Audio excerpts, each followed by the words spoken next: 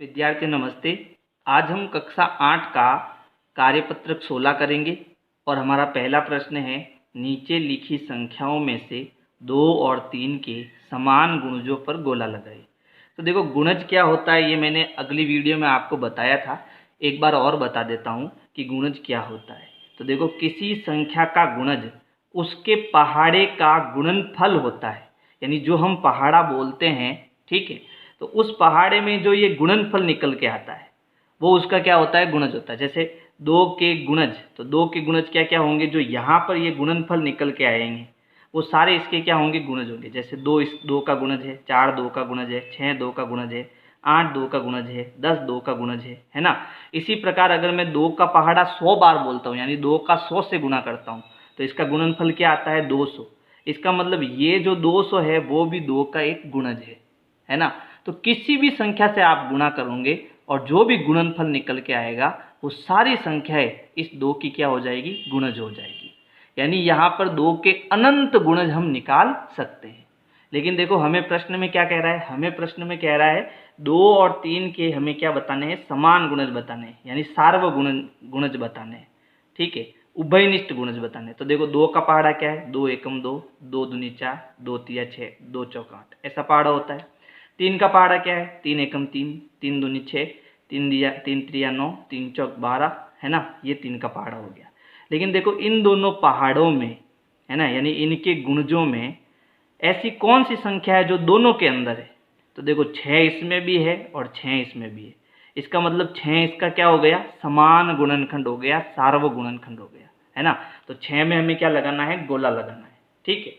अब देखो, हम जब 6 का पहाड़ा बोलेंगे तो जितने भी गुणज आएंगे वो सब 2 और 3 के क्या होंगे, गुणज होंगे। यानी 2 में भी वो गुणज मिलेगा और 6 में भी वो गुणज मिलेगा। तो देखो, 6 एकम 6, 6 दूनी 12। तो देखो, 2 के पहाड़े में भी 12 आता है और 3 के पहाड़े में भी 12 आता है, तो हम 12 पर गोला लगाएंगे। इसी प्रकार 6 का आगे पहाड़ा बोलो, 6 एकम 6, 6 दूनी 12, 6 त्रिया 18, ठीक है। 18 दोनों के पहाड़े में आएगा। फिर 6 त्रिया 18, 6 चौक 24, ये भी आएगा। 6 पंजे 30, 6 छन 36, समझ गए ना।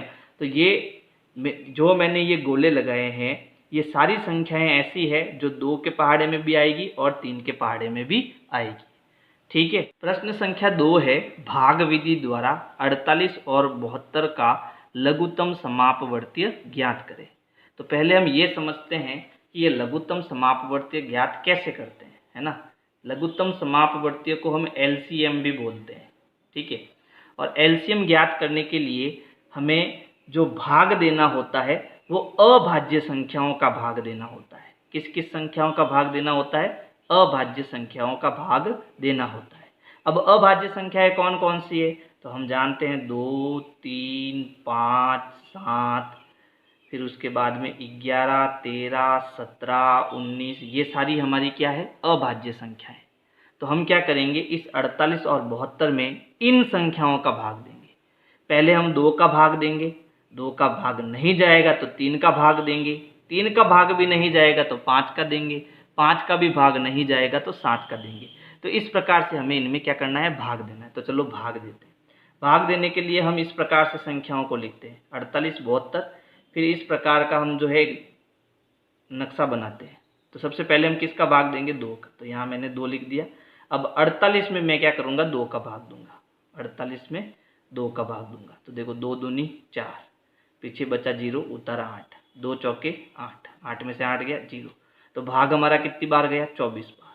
तो 24 को हम यहाँ लिखेंगे। फिर हम 72 में 2 का भाग देंगे। तो अब इसको समझना, 72 में हम 2 का भाग देंगे।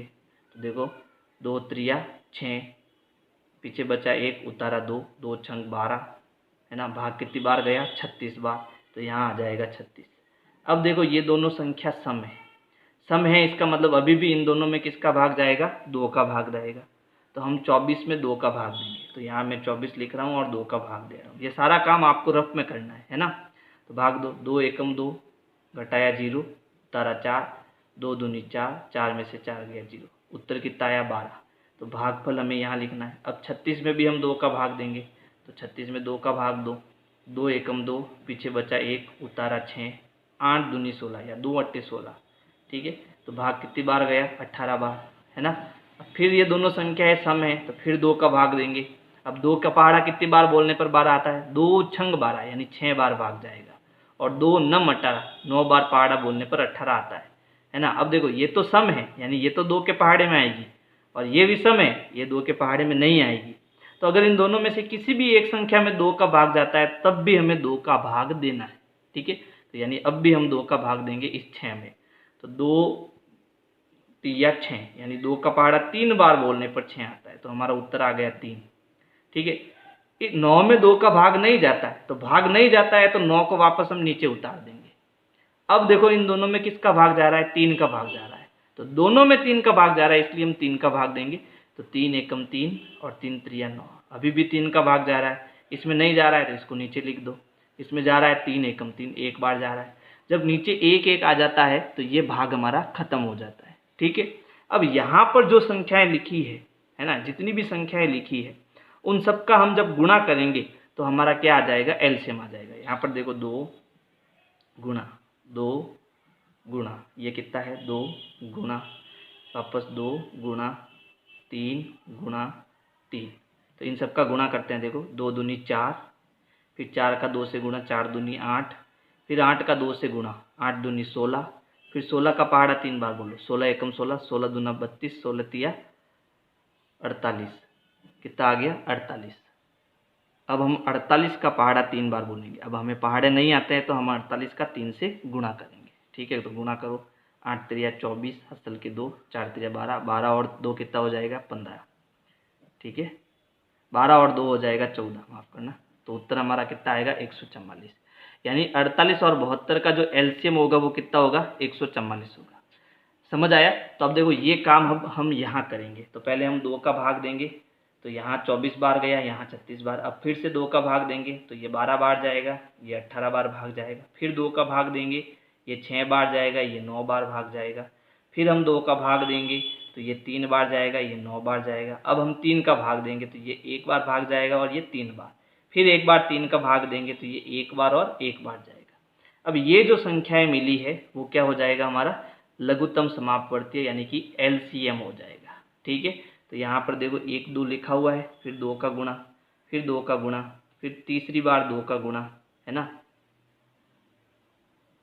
चौथी बार फिर 3 का गुणा और फिर 3 का गुणा, और इन सब का हमने गुणा कराया तो कितना आया 144। तो ये हमारा आंसर हो जाएगा, ठीक है। इसी प्रकार हम तीसरा प्रश्न करेंगे।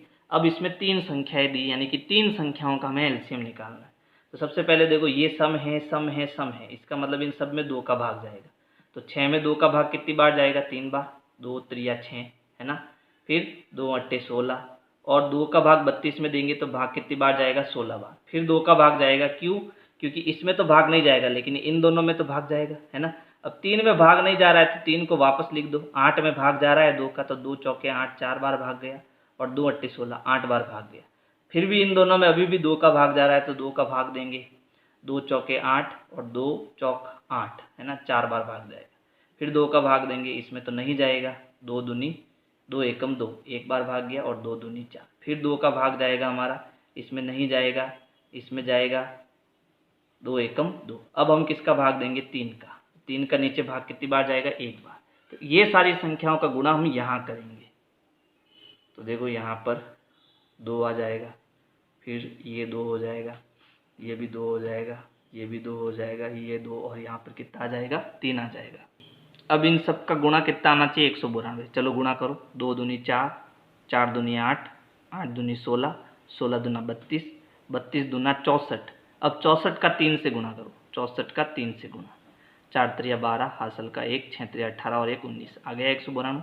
यानी ये हमारा एलसीएम हो जाएगा। किस किस का एलसीएम हो जाएगा, 12, 13, 32 और 64 का एलसीएम कितना होगा 192 होगा। अब देखो प्रश्न 4, महत्तम समापवर्तक ज्ञात कीजिए। महत्तम समापवर्तक को हम एचसीएफ भी बोलते हैं, यानी हमें एचसीएफ ज्ञात करना है। अभी हमने एलसीएम ज्ञात करा ऊपर, अब हम एचसीएफ ज्ञात करेंगे। एचसीएफ का मतलब ये होता है कि जो हमें नंबर दिए हुए हैं सबसे पहले उनके हम क्या करेंगे, गुणनखंड करेंगे। जितने भी गुणनखंड होंगे वो लिखेंगे, 72 के भी सारे गुणनखंड लिखेंगे। अब इस दोनों में वो गुणनखंड बताओ जो सबसे बड़ा है और दोनों के अंदर है।